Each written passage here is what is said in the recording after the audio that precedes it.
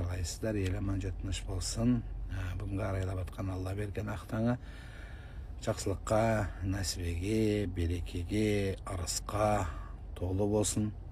Күндеріңіз тыныш болсын, жақсылықты күндеріңіз көп болсын. Алла Тағала қайғы, қасіреттен баршаларыңызды аман сақтасын. Ассаламу алейкум деп сәлем берген баршаларыңызға ва алейкум ассалам ва рахматуллахи ва баракату. Жақсылықта болыңыздар. Ассаламу алейкум.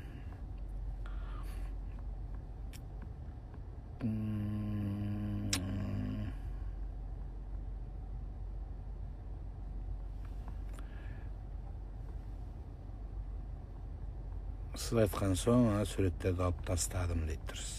Тамаша, өкінбеңіз, қуаныңыз. Нәсіп еткен екен. Иманыңыздың қуаты сол суретті алуға жетсе, онда қалған бәрі дұрыс болады. Балам түнде жылайды, бір сағаттап жасы 2:30-да. Дәрігерге көрсетсеңізші. Дәрігерден мәселе болу ықтимал. Досымды күйеуі бағаламай жылатып жүр, бұрынғы бала шағасына тыңдап, досымның әйелі ретінде орны жоқ, жанында кеткелі жатыр дейді. Үлкендермен кеңесін деп айтыңыз. Кету оңай ғой. Кетуден оңай нәрсе жоқ. Сондықтан асықпасын, ашуға булықпасын. Сіз араласпаңыз. Ертең күні сенің себебіңмен кесіріңнен ажырастым демесін. Әркімнің өзінің ақылы бар, өзінің миы бар, өзінің жетесі бар, өзі шешкені жақсы болады.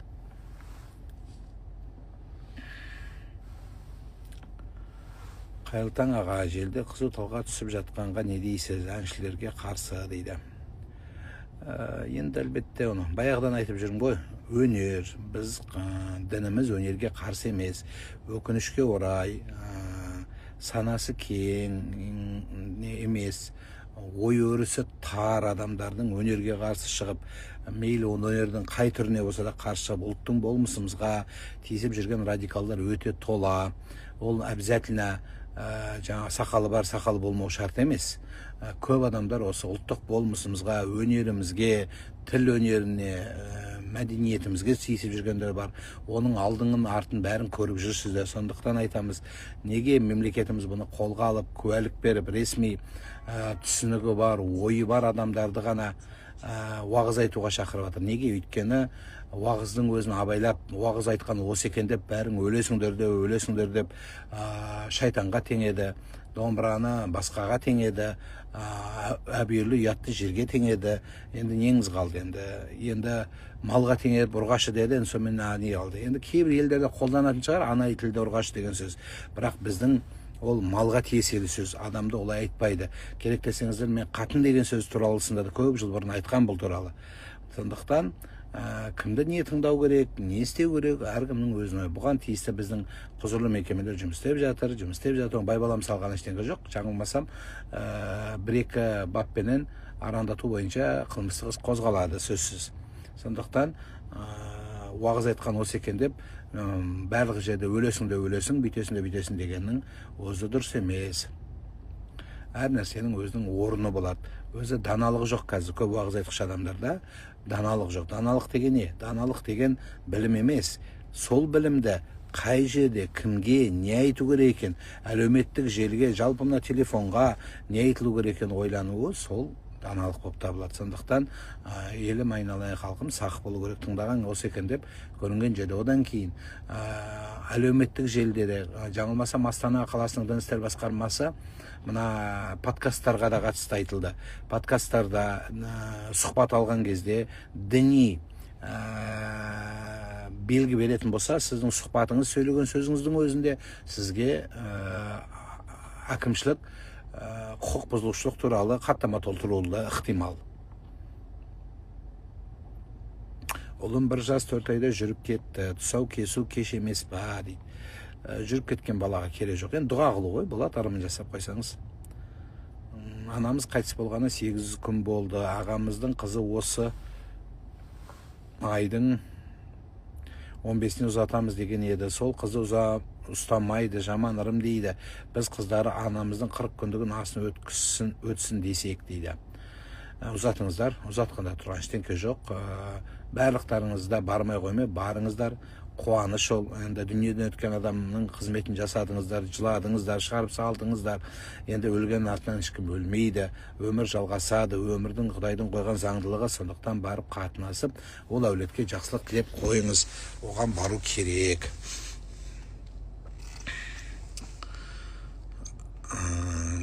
Жолыңыз болсын дейді, рахмет қарындасым.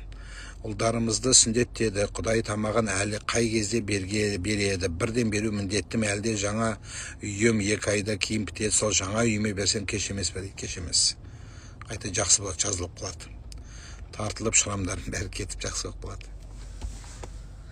Бала асырап алу туралы айтыңызшы. Әлеуметтік келіншекке 5 рет, әулеттегі келіншекке 5 рет емізетін адайлы адам қалай болады, осы туралы айтыңызшы дейді. Енді шариғаттың талаптары бар.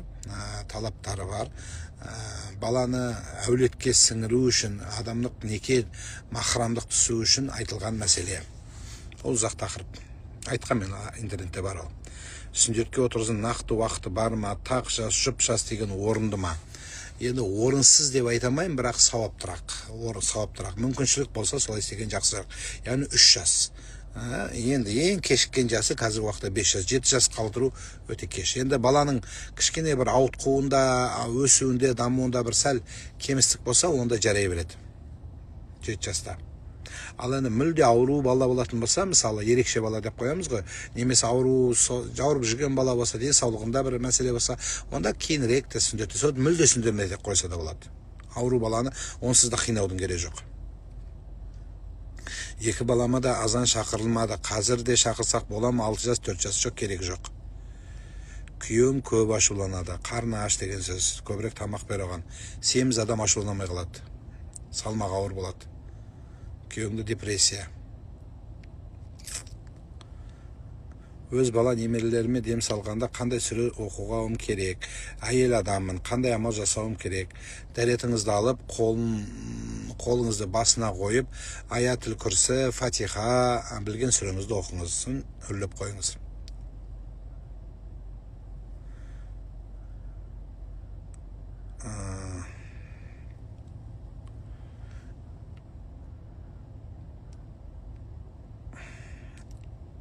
Эко шариғатқа қарсы ма дейді. Енді шариғатқа қарсы жері бар. Ол менің заңым емес қой, мен ойлап тапқан. Алланың қойған заңы, суррогаттық мәселеге дінімізде қайтарым бар. Енді жоқ, мен шариғаттан аттап кетем десем, өзіңіз білесіз.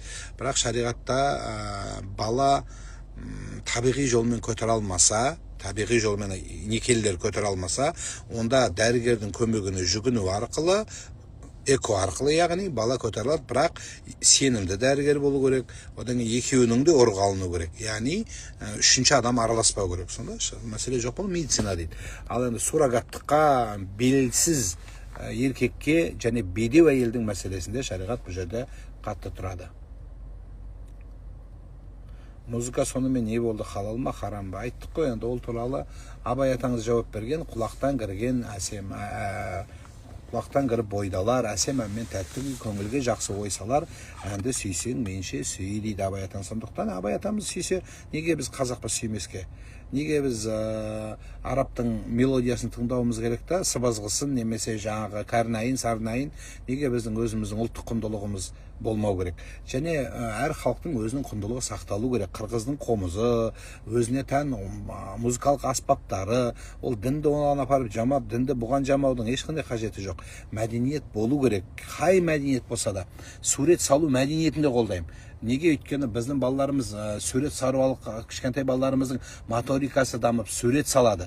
Енді ол суретті де харам дейді біреулер, жәмбер деп айтады, бір нәрсе деп айтады дегенде апарып оны тықпыштаудың еш қажеті жоқ. Біз қоғамды алға сүйреуіміз керек. Дін алға сүйрейді. Мынау радикалды, ойы тар, ақылы кем, түк көрмеген, үлкендермен араласпаған, жақсы жаманды көрмеген, ата әже тәрбиесін алмаған, көзін ашқаннан радикалды уағыз тыңдап, радикалды анау еркекті тен басқан адам көрмеген, әйелдерді малай көрген, немесе сол сияқты дүние көріп тыңдап өскен адам ғана ой жетесі кем болады. Сондықтан біз қоғамды алға жетектеуіміз керек. Қоғам діншіл болған, дінде болған қауым мемлекеттің саясатына араласпай, қайта мемлекетіміздің аяққа тұруына, болмысы бекемдеуіне атсалысады.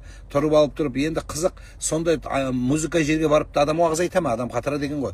Уағыздың өзінің орны бар емес пе? Жарайды, енді уағыз айтқыш екенсің. Ана бояушы десе сақалын бояйды деп, жарайды енді уағыз айтқыш екенсің. Онда пляжға барып айтайық та, онда пляжға барып, біреу пляжға барып қолына тәспі киіп субханалла деп 77 мың рет айтып шықты ғой, бола ма сол? Өзі пляжда жүріп алып. Болмаған нәрсе ғой ол.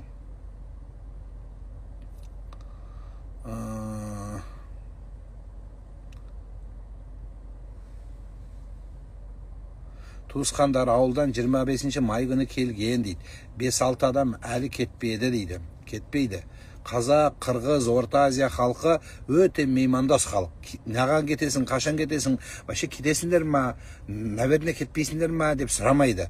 Біздің қазақ қызмет қыла береді, мұсылмандар қызмет қыла береді. Кетсе кетеді, кетпесе кетпейді. Ертең сол қонақ күткендердің бастық бай болып кетсе, жалынасың, депутат болып кетсе. Арашан қошқарын алса, арашан қошқарды берші дейсің, жалынасың. Так что бірінші рет тұрмыс құрғанды, қыз баланы, ата-ананы қолына қалдырған дұрыс па, бұрыс па, егер ата-ана алып қаламыз десе дейді. Мен ол туралы талай айттым ғой. Алып қаламыз дейінде, сіздер неге сұрамайсыздар баладан? Баланың өзінен сұрап, біз сондай ойымыз бар еді деп жақсылап айтса қалады ғой, ешкім кетпейді. Сендер қаласыңдар деп, оларды құл қылып жұмсап, малай қылып, сенің өміріңді тілемей, өліміңді тілеген керек па сізге? Мен сондай балаларды білем, сондай ата-аналарды білем. Ана балаларға сондай қиянат көрсеткен кезде, келінге, өз баласына көрсетпейді ғой. Келінге көрсеткенде, келін өліміңді тілейді екен. Өліп қалса осы дұрыс болар еді деп. Сондықтан не керек бар? Мен тағы айтамын, бұл сөздің қорытындысы былай. Ата-ананы махаббатпен қарау керек. Зорлықпен емес, мейіріммен, махаббатпен қарау керек. Менің ата-анам деп. Сонда саналы түрде дұрыс болады.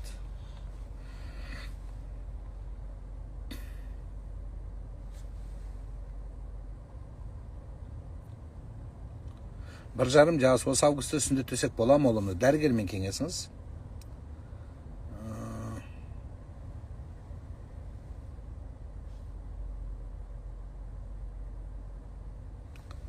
И по исламу считается, что женщина более эмоциональна. Конечно. Это однозначно так. Тұңғыш ұлым 19 жасында жол апатынан қайтыс болды. Иманды болсын, Алла жарылқасын. Жақында кластас қызы бірге оқыған хабарласып, балаңыз мен бәрі жақсы, мамам айт, мені уайымдап жыламасын депті дейді. Машалла, жақсы, дұрыс. Жыламаңыз.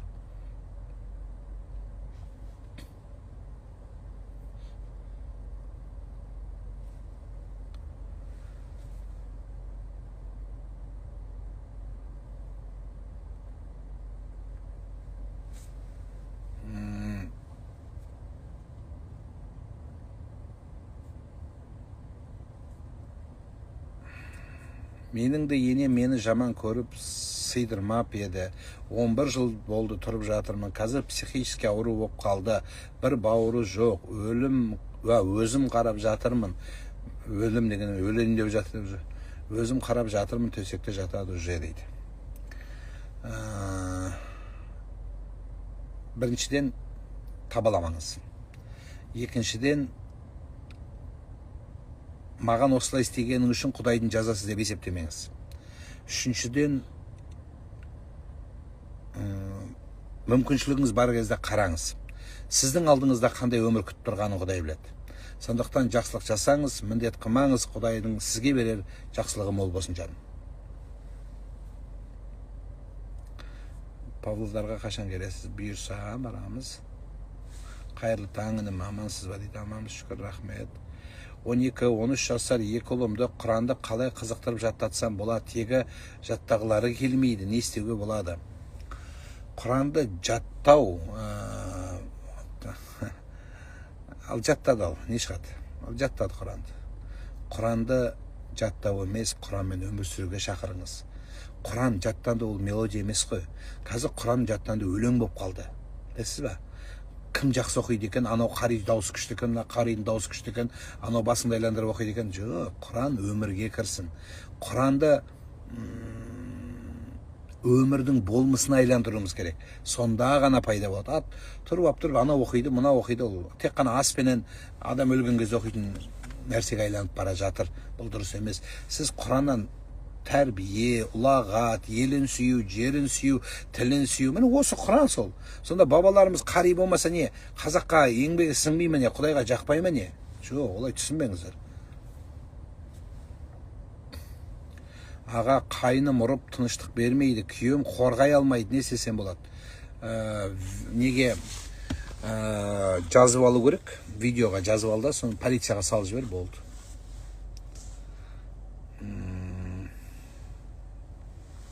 Екі аяғым бір етке тағады. Мен Қазалыдан едім дейді. Қазалыға келе жатсыз ба дейді. Келдім.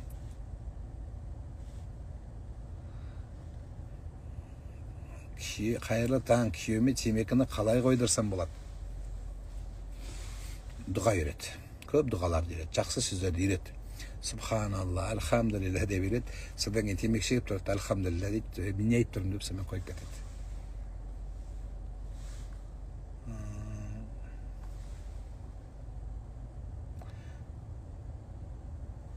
Зекетті молдаға берген дұрыс па, мұқтаж жанға ма?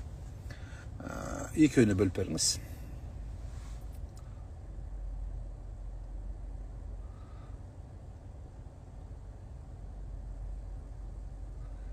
Бала мамасына қарсы шықса,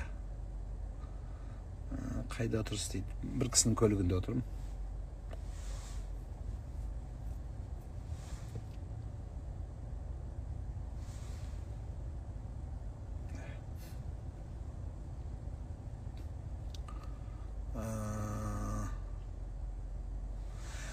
Жылдың астың алдында қонағасы берілу керек пе, міндетті ме дейді. Жоқ, ондай нәрсе жоқ. Кейбір облыстарда сонда беріліп жатады. Негізі бұл нәрсе берілген, алыстан келген адамдар сол қонақ болсын деген мағынада жасалынатын дүние. Бірақ ондай беру керек деген түсінік жоқ. Қырғызстанға қашан келесіз ұстаз дейді. Құдайым бұйырса барамыз. Президентіміз барып кетті. Абдан әлі Скөлді аябай әлі оқымыш чоғылышма болды, бұйырса біз дәле барамыз. Шықырып атады азыр Қырғызстанның мемлекет ғалымдары. Бала тәрбиесі жөнінде айтыңызшы. 5 жыл болды тоқтамай бала тәрбиесін айтып келе жатқаныма. Қыз баласына зират басына барса болады ма? Болады, қасында біреу болу керек. Болады.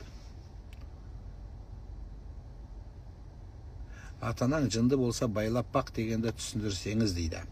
Енді қызмет ет деген сөз ғой. Байлап бақ, қолын байлап, аяғын байлап, таңып лақтырып таста деген сөз емес. Бұл жерде қара деген сөз.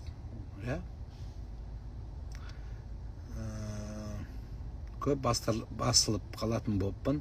Босанғаннан кейін не істеп өтем салдарыңыз?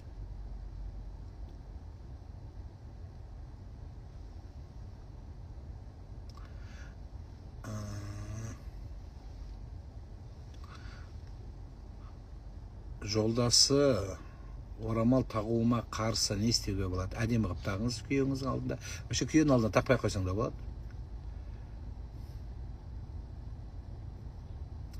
Келім мен ұлым ажырасып кететіндей қандай дұға оқуға болады? Балаңызға ұрсыңыз дұғадан бұрын.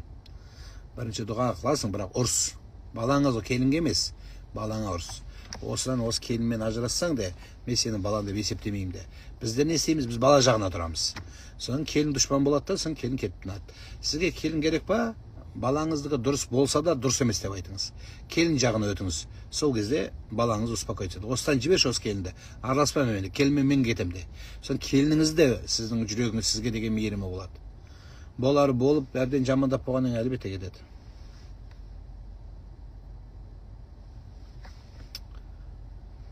Қайтыс болған кісінің артынан жыртқандары қалай тоқтатуға болады? Соны сіздер көп айтсаңыздар дейді. Айтқанда айтып жатырмыз ғой, айтудан кем болып жатқан жоқ. Сіздер ел болып істемейміз ба? Сен істемей ақ қойсайшы. Мысалы, сен біреу қайтыс болғанда, сен бар айт, мен істемеймін деп болды. Молда сен қолдап береді. Ал тұрып алып тұр, молда айта бергеннен, осы сендерге басқа шариғат жоқ па? Неге өлім туралы айта бересіңдер, неге жаназа туралы айта бересіңдер деп әбден молдан жеп жатыр ғой. Сондықтан сіздер айтыңыздар, ел болып айтайық.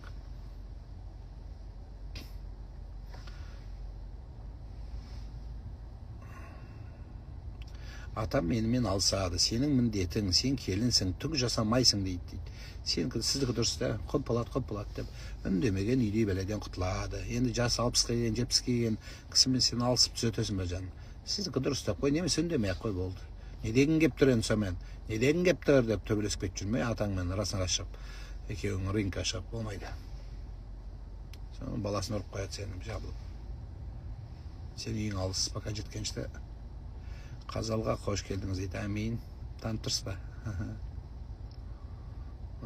Үйде кітап бар, үйде тұра бергені дұрыс па дейді. Жоқ, дұрыс емес.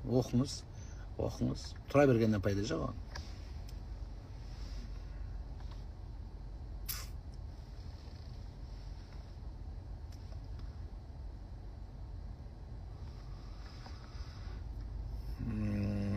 Что делать со старыми фотографиями? Можно жить? Конечно, надо сжечь. Если в память можете оставить пару, допустим, знакомые люди, если запечатлены какие-то другие люди, если вы этих людей знаете, лучше это им отдать. Знаете почему? Потому что это целая история, целый век. Как-никак в этих фотографиях хранятся память о тех людях, воспоминания, хорошие моменты. Исходя из этого, если те люди запечатлены, которые на ваших фотографиях, может этой фотографии вообще не быть у этого человека, да, их не семьи, поэтому можете отдать, это будет самое лучшее. Это даже благое дело. А то, что скрывать, выкидывать, это нехорошо. Мешітке апарып берсе бола ма кітапты? Әлбетте күшті болады. Мешітте имамнан сұрап апарып бересіздер. Намазда емеспін, тахаджудқа тұрамын, бірақ арасында ұйықтап қалып жүрмін. Тамаша, таң намазын қосыңыз.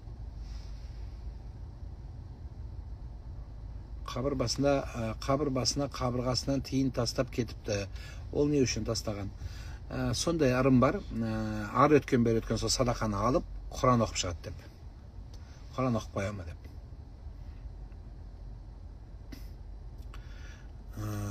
Ұстаз, менің күйеуімді бауырлары әкетіп қалды. Маған качигар жасамайды екен дейді.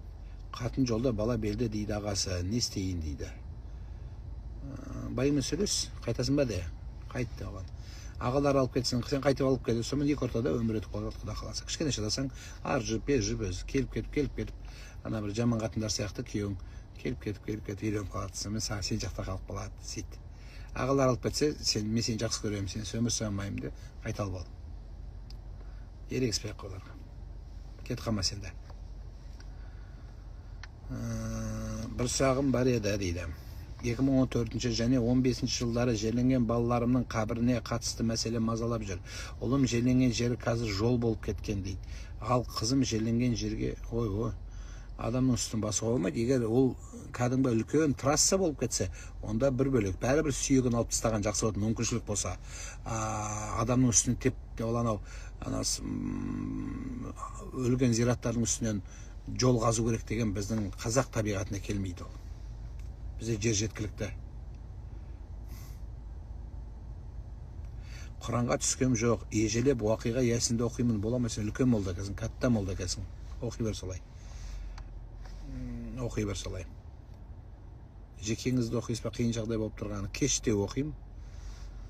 Тахаджудты ютубқа қарап оқуға бола ма? Тахаджудты ютубтағыны дәптерге, қағазға көшіріп жазып, соған қарап оқысаң, әлдеқайда жақсы болады.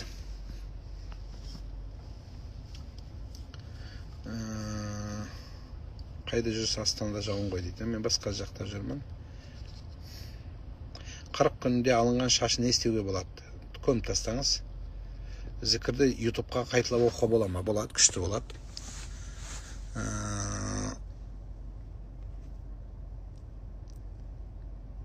Иеговаға кірген адам қауіпті ме дейді. өз енді болмыс қазақтың мысалы болмысында Иегова болды ма деген сұрақ тұрады, болмаған ғой. Сондықтан меніңше қажет емес деп ойлаймын. Енді адам біздің конституциялық мемлекетте өмір сүреміз, адамның өз еркі, неге кірсе оған кірсін.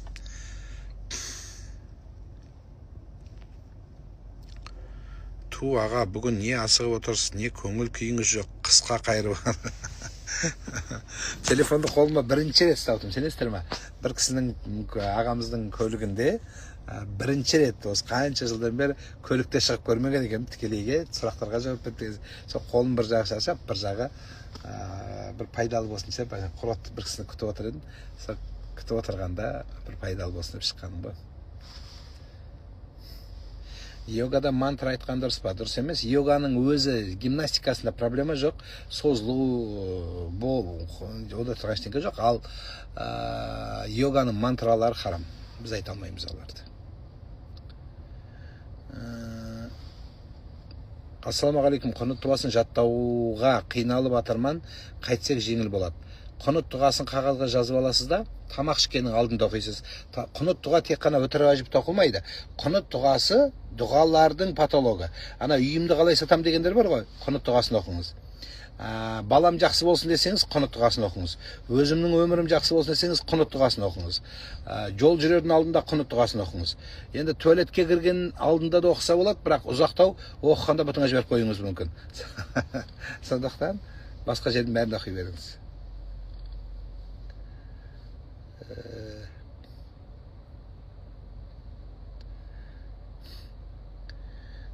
Үнемі ұйқым келеді де жүреді дейді. Оны авитаминоз дейді. Оны дәрігерге көрініңіз.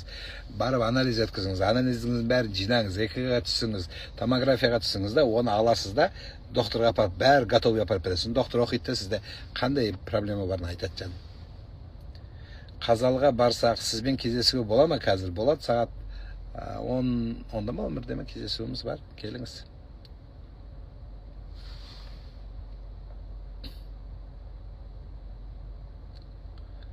Лос-Анджелестен сәлем дейді. О, LA. Менің 3-ші рет босанатын ай күнім жақындап қалды. Құтты болсын. Аман есен босанып алайын. Босанған кезде басқа қаладан ата-енем, қайын апайым 2 баласымен келеміз деп жатыр. Бізде үй кішкентай, ыстық еді дейді. Ой. Енді 3-ші рет екен ғой, үйреніп қалдың сен де. Сен де уже вампирский тістерің шықпаған сенің жаңа. Тістей аласың сен уже. Ауырып атырмын деп жатып ал. Туаға неге оқымайсыз дейді, оқып тұрың ғой. Ясыңнан, так, Өзбекстан, алейкум ассалам. Водитель ұйықтап алып жатқан шығар дейді, иә. Баланың айдары алынған кезде дұға қылынады. Білген адам бір балаға қатысты дұғалар бар, пайғамбар саллаллаху алейхи ва саллям оқыған, соны оқу керек. Ол жай ғана алынбайды, ол дұға қылып алынса тамаша болады. Ырымына сай дұрыс болады. Баламды сүндеттегем, бірақ одан Құран оқытуға жағдайым болмай тұр. Тек қойды сойып шикідей таратсам бола ма дейді. Қой же не виноват? Қой не виноват сенің балаңның әпшуің кесілгенде. Қой сойып тарат деген сөз жоқ. Қой сойып таратудың сүннет дегенде не пайдасы бар, түсіндіріп берейін. Балаға дұға алу. Келген адамдар бәрі ет жейді, қарындары тояды, жақсы күлімсіреп, балаға ақша береді, сын бата береді. Мына балаң аты сұлтан болса, сұлтан ұзақ өмір сүрсін, құтты болсын сүннет. Сол көптің дұғасы көл, біреу болса біреу балаңның болашағына дариды жан. Түбі сол. Гәп ойнаған харам ба дейді. Енді уақытты сұрап қой. Уақытты сұрап, одан кейін сіздер гәпті отырып, не айтасыздар? Өсек дейсіздер, кімнің бай ажырасайын деп жатыр, кімнің қандай болып жатыр, не істейін деп жатыр. Сол гәпті балаларыңызға неге арнамайсыздар, айтыңызшы. Гәпті балаларыңызға арнап, отбасыңызға арнап. Егер күйеуіңіз қамап қойып, ешқайда шығармай, сондай бар ғой, сондай жауыздар. Сондай болатын болса, гәпке барсаң жарасады. Мен адам көрмейді екенмін, цивилизация көрмеймін десең жарасады. Енді қазіргі уақытта гәпті деген мәселе енді білемін, оңтүстік өңірде көбірек дамыған. Бұл нәрсені кішкене еркектер қыдырып жаңағы жүрген сияқты, әйелдердің гәбі деген сияқты. Өз атының өзі айтып тұр, гәп болады деп. Сөз деген сөз емес пе? Көп қабатты үйде тұрамыз. Үйде қиылған баланың шашын, түскен шаштарды қайда жібереміз? Мусорға тастайсыз.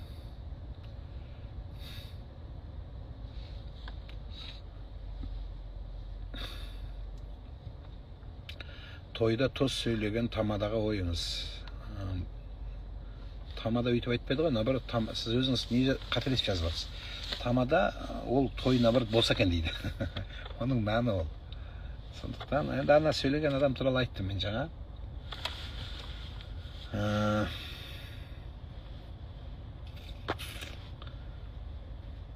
Нұрлан аға, Еговаға кірген, әпкем тыныштық бермейді.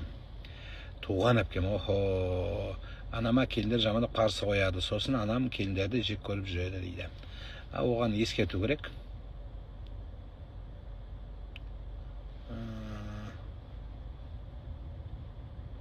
Қай уақытта уақиға сүресін оқыған дұрыс дейді. Уақиға сүресін оқып, бай болып кетіп, сразу депутат болып кетіп, құрылтайға соңмен бар күшті болып кетіп өтінге батыр ма? Біздің өзі қазақ солай өзі. Ана мына оқымайды, халам-балам дұға. Біздікілер строго айғыр дұға оқиды. Айғыр дұға керек бізге. Чет-еше вопрос шешетін, депутат болатын, министр болатын, байытын сразу тағандай дұға керек. Сразу тудыратын, осындай дұғалар керек. Өз хадисте келеді еді, сол келгеннен саған айт деген сөз емес қой ол. Қандай сүре, жұмыс жүргізетін дұға керек, сол.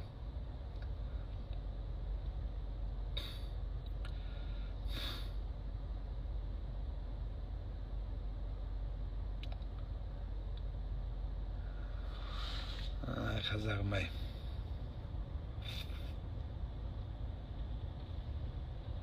Қатын алатын емес, қатынның аузын жабатын керек бізде. Жұмысқа тұратын дұға кетті. Сондай дұғалардың бәрін мен айтатын бедім. Қалай ойлайсыздар? Зачем маған конкурент? Айтпаймын мен өзім оқып отырып, жалғыз өзім сенатқа ма, сенат кетіп қалды ғой бізде. Құрылтайға бара бермеймін ба? Жоқ ондай нәрсе.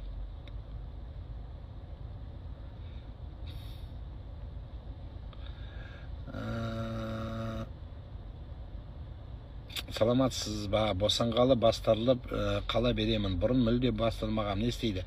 Босанған әйелдерге сыбиян деген жындар әсер береді. Сыбиян. Осы сыбиянның жындары балаларға, әйелге әсер бермес үшін міндетті түрде бұл әйелге жалғыз қалдырмай дем салып дұғаларын оқиды. Жасым 40-та, тұрмысқа шығудан үмітімді үздім дейді. Ойбай-ау, 40-та өмірің енді басталады сенің. Құдай берейін деп тұр сен, кішкене шыда. Кішкене шыдасаң, Құдай береді сізге. Бір 40-қа кеп қалған, 40-тан асып қалған бір жігіт бар енді. Енді сіз де кішкене таңдай бермеңіз, андай бол керек, мұндай бол керек. Ақсақ, тоқсақ бола береді. Көзін жұмда, әй жаным деп жабысып тиіп ал болды. Маған кел, некелерін қиып берем.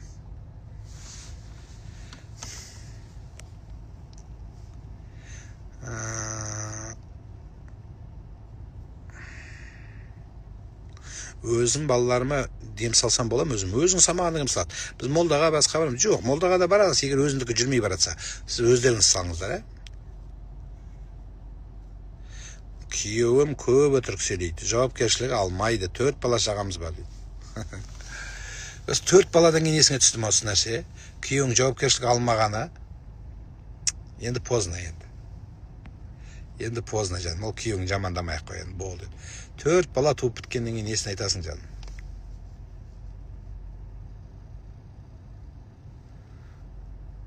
Оңбаған енеден дейді, қалай құтылсам болады дейді. Ол сенен қалай құтылам деп жүр. Ол осы оңбаған келіннен қалай құтылсам болады деп, ол да тәуіппен жаңағы палшыларға барып жүр. Енен баламды ажыратпасам деп. Сен алыспа о кісімен, сен күйеуіңмен қара.